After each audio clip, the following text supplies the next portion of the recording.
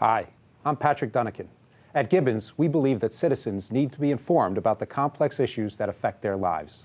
That's why we're proud to support the programming produced by the Caucus Educational Corporation and their partners in public television. Funding for this special edition of One-on-One with Steve Adubato at NJIT has been provided by Holy Name Medical Center in Teaneck, New Jersey. Healing begins here. Valley National Bank. Delta Dental of New Jersey. Everyone deserves a healthy smile. PSE&G. Committed to providing safe, reliable energy now and in the future. The law firm of Gibbons, P.C. United Airlines. And by the Port Authority of New York and New Jersey. Promotional support provided by Jaffe Communications, where business, media, and government converge in New Jersey. And by New Jersey Monthly, the magazine of the Garden State, available at newsstands. This is One-on-One. I'm an equal American just like you are. The jobs of tomorrow are not the jobs of yesterday. Look at this. You got this? Here it is, man. Look at that. Life without dance is boring. I don't care how good you are or how good you think you are, there is always something to learn. Do you enjoy talking politics? No. People call me because they feel nobody's paying attention. Our culture, I don't think, has ever been tested the way it's being tested right now. Such a good question. High five.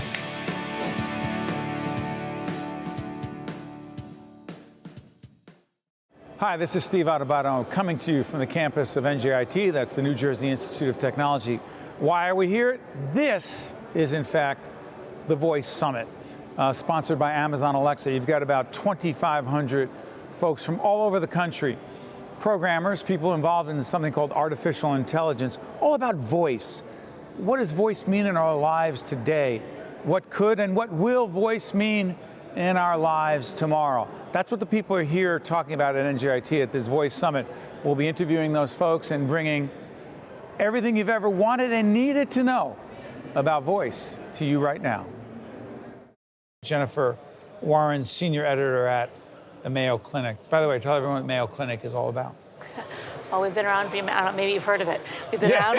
Pretty good brand and reputation. Right, well, and we've been around for over 150 years, and we really see our reason for getting into voice is that we've always put the needs of the patient first. And so throughout our long history, we've always evolved in different ways to get information and healthcare to people where they are and when they need it most. Let's talk about that a little bit. Because so many people are going on the internet to try to get information, if not diagnose what they think is going on, how is this different? Well, we've developed several different voice-activated, voice-enabled initiatives. We have those directly facing patient care. I work with ones facing consumers. So if you ask Alexa or another voice-enabled device, you know, what is diabetes? How is this treated? You can get trusted first-party health information. What do you mean first-party? Break that down. Well, that's something new that we're working with various, voice-enabled device producers, and we're working to get more and more of our content directly to the consumer, so you're not just getting a web-based search result, so you know where the information is coming from, so you can rely on that information. And also we have a Mayo Clinic first aid skill for Alexa, so you can get that skill, and that addresses about 50 of your most common things. You get a cut or a scrape or a burn, or your child has a fever, and you can get that same trusted first-party, help Mayo Clinic information to guide you where and when you need it most. What are most people looking for? They're looking for trusted health information. You can get information anywhere, but where can you get Mayo Clinic information? And all of our information is sought after because it's trusted, it's evidence-based. It's come from the Mayo Clinic. And it's physician-reviewed by the Mayo Clinic experts, so you know that it's reliable and trustworthy. How'd you get into this? Oh, I've been on this content ride for a long time. I started off in print at Time Magazine, and then ABC News and CBS Health Watch. Why do you call it a content ride? Well, because it's I've been in this business for 20 years, and we've evolved from, We're in the print. content business. Yeah. Someone says you're in television. We're in the content business. Yes. You're in radio. You're in the content business. Exactly. Whatever platform, it's content. Right. Is content still king and/or queen? Well, we're definitely not the only hospital that has a website, but our traffic is more than all the other top 20 hospital websites together. So people are coming there, not just our patients. Right? Yes. The top 20 hospitals on the U.S. News and World Report, all but one of them have a website, but our traffic is more than all of the other ones combined. So it's not just which says it is our content that they're coming to. It's not just our patients that are coming to our website. If you go to your local regional hospital, it's probably just their patients that are going to that website. But health information seekers at every stage of their journey, whether they're newly diagnosed, whether they're looking for a second opinion, whether they're looking for just deep information for their child or their loved one, they come to us for health information. And so it is all about our content as well. Where do you think voice will take this whole area of consumers/patients wanting to get quality, peer-reviewed, if you will, information about their health? Where do you think it is going potentially? Well, I think it's going to be a key market, for patients as well as consumers, and every consumer is a potential patient, in that voice-activated technology is available in your hands and your eyes aren't. It's going to be increasingly important for people with disabilities, senior citizens. I have a friend whose father has, a chronic health condition, and she's becoming a caregiver for him, and she ordered him a voice-enabled device so she can check up on him, give him prescription reminders, remind him about appointments, and as well as call emergency services if that's necessary as well. So it can really revolutionize how we interface with not only our own health information, but our providers as well.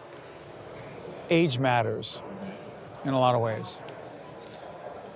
Younger people who have grown up and in some cases been consumed by technology, how do you see their potential use of voice technology when it comes to their own health? And is it any different than for middle-aged folks and others? Well, I think we're getting into an age where not only do they expect every device to talk to them and be voice-enabled, and they're surprised when it doesn't, they also are accustomed to that constant feedback. So you see all this evolution of the wearables and wearable technology like your Fitbit. They want to be able to ask, how many steps have I gotten? What's my heart rate? If you have a condition like diabetes, what's my blood sugar? They want to have that constant feedback. And by coupling that technology of the wearables with trusted health information, I think that's going to be a real evolution for younger patients who are used to having that constant feedback. They're not used to calling up and waiting to get into their doctor for a week before they can get that feedback on, what's my blood sugar doing? What are my, how's my cardiovascular fitness? They want that feedback now. And for older folks who may be watching and telling themselves, well, that's just not me. I want to talk to my physician personally. I want to have that human direct interaction, which is easier said than done. Right. What do you say to them? Well, I say that it's the easiest interface there is. It's the first interface you have is your voice. And so at times when other things might fail you, you'll still have your voice and be able to interact with that. And increasingly their physicians are going to become reachable. People are already asking about booking appointments, via voice, getting prescription reminders, getting all these types of information, which can be a great memory and backup, and it's personable, and you can do it for whatever you would like it to. It's interesting how you say this. I was ordering a prescription the other day. I know this is an old school example of it, but sometimes if you call the pharmacy, you wait for the pharmacist, they put you on hold, you wait, whatever. Then they look it up, you'll see. Is voice technology also as simple as the prescription number, there's a refill, or you think there's a refill and you want to confirm it, and you go through the system and you put in the prescription number and it tells you, or it asks you want to pick it up when, is that a rudimentary but very... That's very real. I mean, it could be no different than, reordering something from Amazon. Once you have the history established and everything's specific, it could be as simple, in the very near future. It's happening in some places already where you could just say, reorder my, pain medication. That's it. Yeah. And I don't have to program it in. At some point, if I do the original work. Yeah. Once it's set up, then the recurring ask is built into a lot of these apps. Now they're becoming smarter all the time. That's the artificial and adaptive intelligence. Once they know your history, then reordering it's easy. You're fascinated by this, aren't you? You can tell. Yeah. And you're originally from? Minneapolis, right by the Mayo Clinic in Rochester. Well, I'm sorry for interrupting. Great to have you in Jersey. Great. Especially in Newark. Jennifer Warner. Jennifer Warner is senior editor at Mayo Clinic. You may have heard of them. Thank you. Appreciate it. Thank you. Stay with us. To watch more One-on-One with Steve Adubato, find us online and follow us on social media. Hi, this is Steve Adubato coming to you from the Voice Summit at NJIT. This event is sponsored by Amazon Alexa. The gentleman I'm about to introduce you to knows a lot about innovation. He is Dr. Don Sebastian, President and CEO of the New Jersey Innovation Institute. Don, let me ask you, this conference, and again, it's not so much a lull, because there's about 22 to 2,500 people in another room listening to presentations, keynotes, panel discussions. How would you describe this Voice Summit and what it means to NJIT, but also to Newark? Well, when you look for a change, it's great to have something visible that really points to the fact the rest of the world gets what you've been trying to do for years, right? And Newark has been trying for years to really grow its tech base. And the selection of the committee to have this thing hosted here, first is wonderful for the university, a chance to show off all of the new construction, this beautiful facility, and the things that we do here, but even greater for Newark, really to be a turning point in the public visibility that this is a vibrant, growing, tech-based community, and it's going to be a very cool place to live, work, and play. But now talk about, I think it was Aisha Glover, who heads up economic development for the city, talked about the technology infrastructure in Newark. Could you break that down? So what that let me means? tell you about our specific project, because then it leads into that. Sure. Right? It's our Smart City Initiative. We've been It's called the Smart City We're now Initiative. calling it Tech Smart Newark, so we give it a brand name. It's been our belief that there's tremendous power in the Internet of Things, smart devices connected to the cloud, data analytics in the back end, to really transform urban living. And we have to, because the growth What do you mean transform urban living? Well, the growth of population projected for the cities is explosive, but they're going to be winners and losers. Right? We can't just be crumbling infrastructure. We can't have roads congested with traffic. We can't have trash that doesn't get picked up. We can't have electrical systems that go down in a storm or that overload in the summertime when the heat and the humidity are at their maximum. We can't have water mains that break. All of these things that have sort of been neglected and unattended now have to be fixed and fixed in a resilient way. And these smart devices offer that capability, but there's a problem. The problem is, if you think back to the dot-com burst in the late 1990s, early 2000s, anything you could put on the internet was, but they didn't all have a sound business model. Right.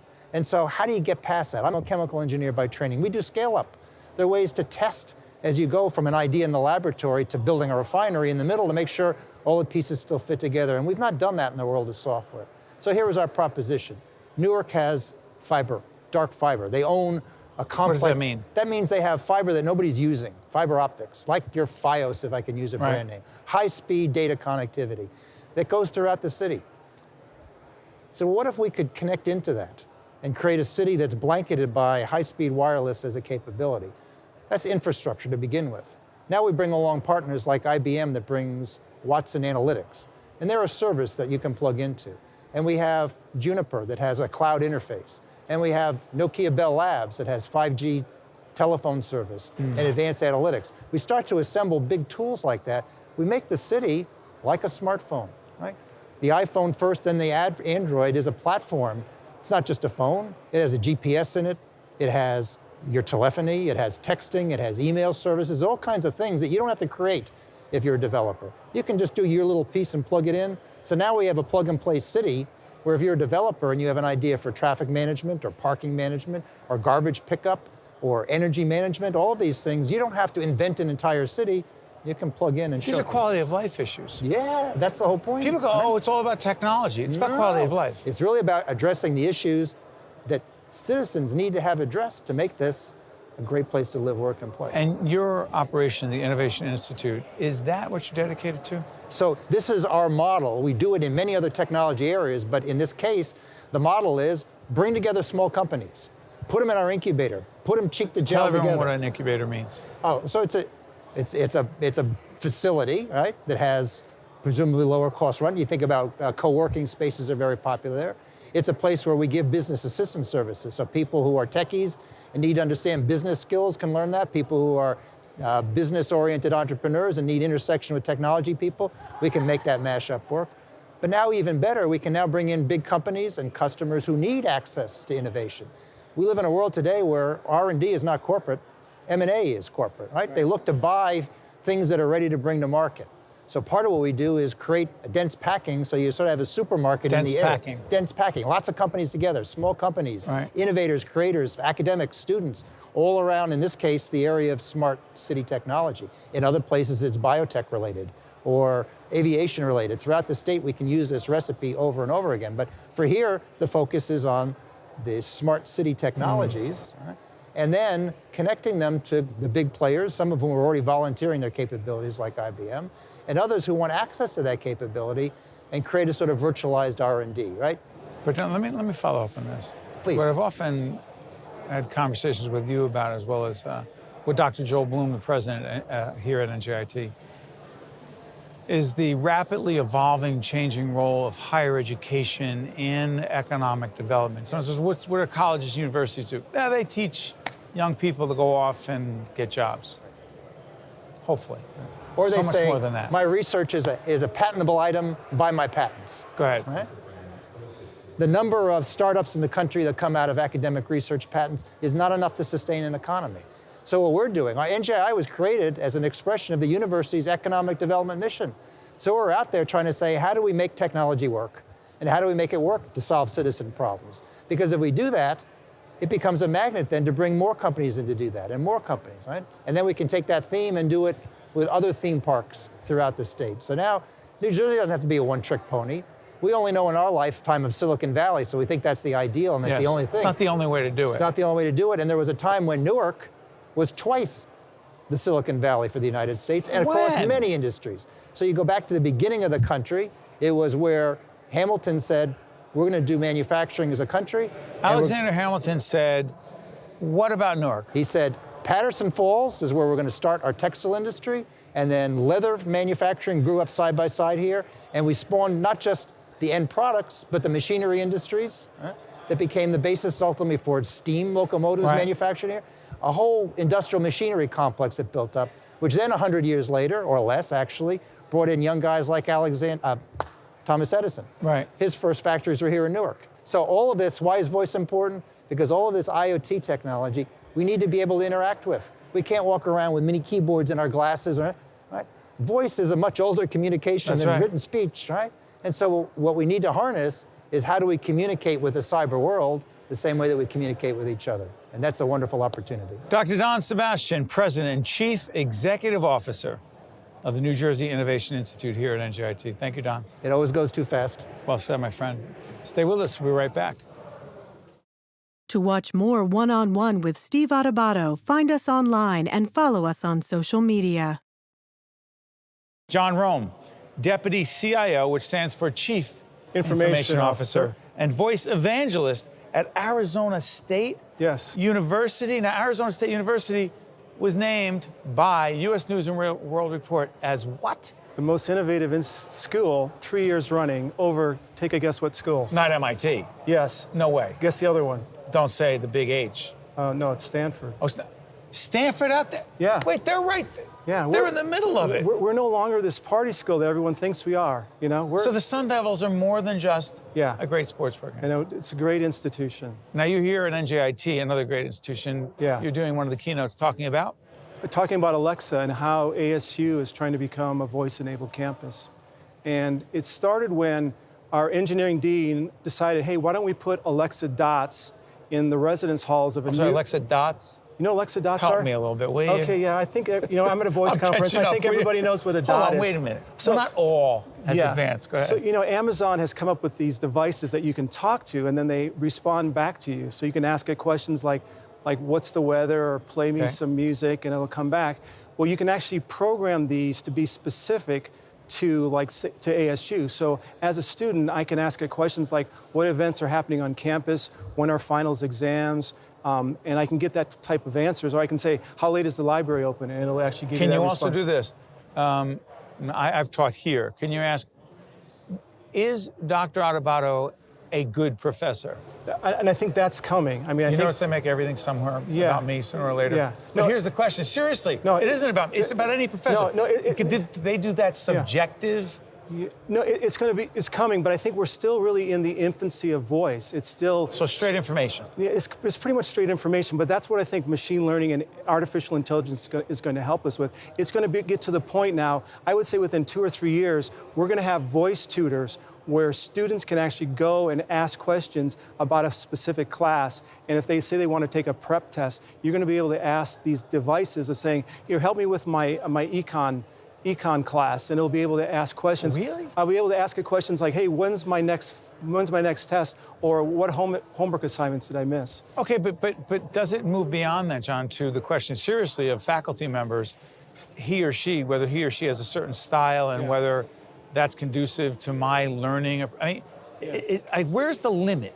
You know, that's a good point. Does anyone know? We don't know what the limit is. I mean, I think that's the beauty of it. You know, when I can speak 140 words a minute versus only type or text 40, this voice is clearly a disruptor. So it's not going to be all of it. There's going to be multimodal type of delivery. I'm going to be able to get things through a mobile device, through a web browser, but voice is just going to be one of those other ways of getting information. We're not going to have Alexa in the classroom. It's going to be probably, you know, in their residence hall or at home, and they're going to be able to interact with it in ways just besides just playing music or asking what the weather's like. At Arizona State, I'm curious about this.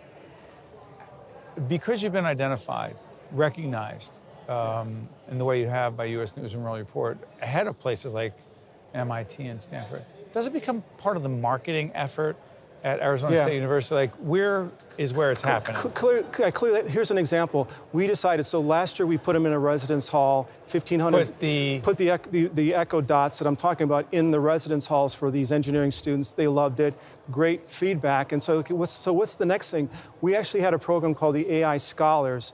And so we were trying to recruit really high-end artificial intelligence scholars. Artificial intelligence scholars. That's the name of the program. It's sort of a play on words. But we were trying to attract some really top students from other states, and we created this program called the AI Scholars. I'm thinking 100 students would maybe sign up for it. So the deal is, they come to ASU, they actually get an Echo Dot, and then they have the chance to be part of a hackathon, meaning they can be a hackathon where they actually go and try to program this thing to do something cool.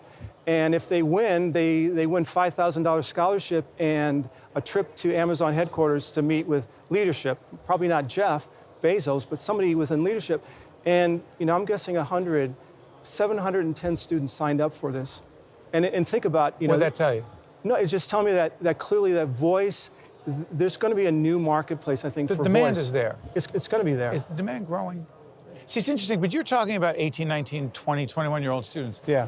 Where's the demand for middle-aged folks, you know, and voice? Yeah, I mean, I'm one of those middle-aged folks. I mean, you talk about home automation. I can go home now. I'm never going to have to go over and shut off the light again. I'm just going to say, you know, Alexa, turn off my light, turn on my Christmas tree, turn on the sprinklers. I think that's where some of these old guys, maybe not like you, because you still look pretty young there. But no, I'm with you. No, but I mean, you think that that more and more, that a lot of the things in our home, we're going to be able to execute by voice.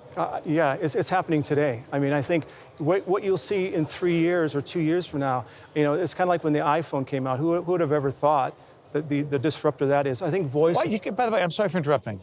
The word disruptor is used a lot, and I know what it means because we are here. Yeah. But to those who are listening and want to go, disrupt? Why do you want to disrupt? Yeah, no, I think it's just for a lot of reasons. I think it's going to make our lives easier. It's going to give us, you know, say more free time. Whatever those are going to be, these disruptors are just going to help have, I think, a better existence. I mean, there's always the flip side of saying, wait, you know, Amazon is now listening to you. They know every word that you're saying when you talk to this device. And I really think that, at first I don't think that's totally true, but I think that, you know, having 2 daughters who graduated from ASU. You have? I do, yeah. And a wife, and I'm an MBA grad there. And you're all in. I'm all in. I actually teach a course there. I'm an IT guy, but I teach a course there. So I'm like all in. You know, my license plate says fanboy. It does not. It says fanboy with a logo? With the ASU logo on it. Yeah. I mean, I'm all in. What kind of folks have you met here? I've met some Amazon folks who are part of the Alexa team who I didn't meet before. Haven't met a lot here because I just got here, but you know, I met someone at the table who is off for the summer and realized that voice, there's a market for voice. She's just here to learn about it. And so I said, have you done anything with the Alexa? Have you developed a skill for a mobile app? And she said, no, but I'd like to know about it. And so, those type of curious people here. Yeah, they're trying to figure out what's next. And so We all are. and a lot of vendors here too. So that's people selling stuff. Yeah, and there's going to be a market. It might be a little too early yet, but I think there's going to be a market for voice. You do. And I think the big thing is it's going to move away from technologists. It's going to move towards linguists, people who know the English language. People who love language, who love conversation, words. Right now it's technology, but this has to be really conversational. The tech group cannot take this over. It's going to be the It can't just be the programmers. No, it can't be. I mean, it is right now, but I mean, I learned we have a team that's actually developing these applications. We have English majors. We have it's no longer just technologists. We have people who can speak well, who can write well, because that's really the idea. Mr. John Rome, All right. who is the Deputy Chief Information Officer and Voice Evangelist at Arizona State University. He's all in. Thank you. Thanks. Go Sun Devils. Go Sun Devils, that's right. One-on-One with Steve Adubato has been a production of the Caucus Educational Corporation, celebrating over 25 years of broadcast excellence. Funding for this special edition of One-on-One with Steve Adubato at NJIT has been provided by Holy Name Medical Center in Teaneck, New Jersey, Valley National Bank, Delta Dental of New Jersey, PSC&G, the law firm of Gibbons, PC, United Airlines, and by the Port Authority of New York and New Jersey. Transportation provided by Airbrook Limousine, serving the metropolitan New York, New Jersey area. PSE&G is building New Jersey's clean energy future. We're working to protect our network against extreme weather, expanding and upgrading transmission lines, and modernizing our natural gas system by installing new, more durable underground pipes. At PSE&G, our goal is to make sure you have the safe, reliable energy you need to power your life now and into the future.